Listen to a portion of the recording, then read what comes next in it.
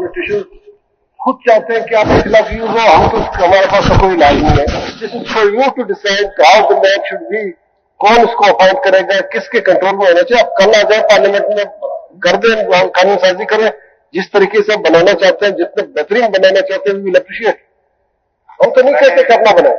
आपने भी सर, आपने भी मेरे से ये पूछा था कि आप, मेरी क्या रिकमेंडेशन है नैब के ऊपर, आपने इसके ऊपर रेफर किया था.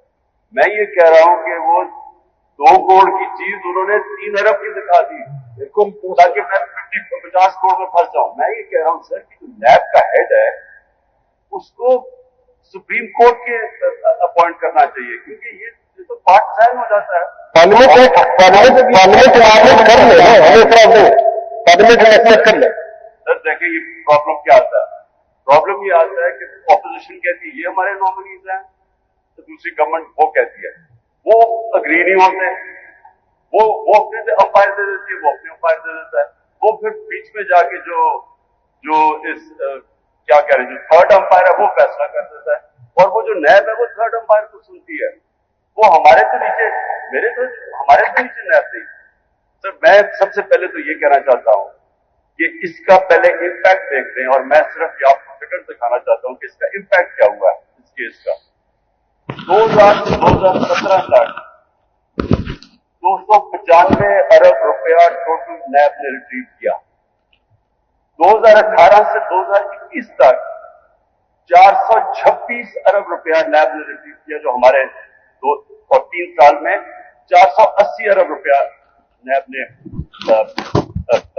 रिट्रीव किया.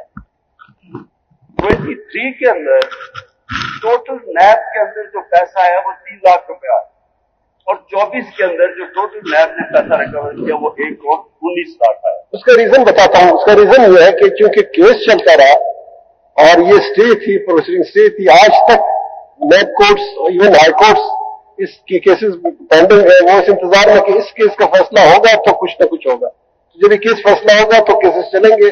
जो कन्विक्शन हुई है, कन्विक्शन के बाद रिकवरीज बाद में होंगी, वो उस वक्त होती है जब सुप्रीम कोर्ट से मैटर फाइनल हो जाए. वो इशू ये है, वो इसके फंसे. ऑनरेबल सर, मेरी सिर्फ ये है कि हमने जो ये सिस्टम इनहेरिट किया पार्लियामेंट्री डेमोक्रेसी, वो इंग्लैंड से किया है. अब इंग्लैंड के अंदर 3 चीजों के ऊपर जो सारी उनकी पार्लियामेंट्री डेमोक्रेसी वो बेस होती है: morality, moral authority, rule of law, और accountability of the public representatives.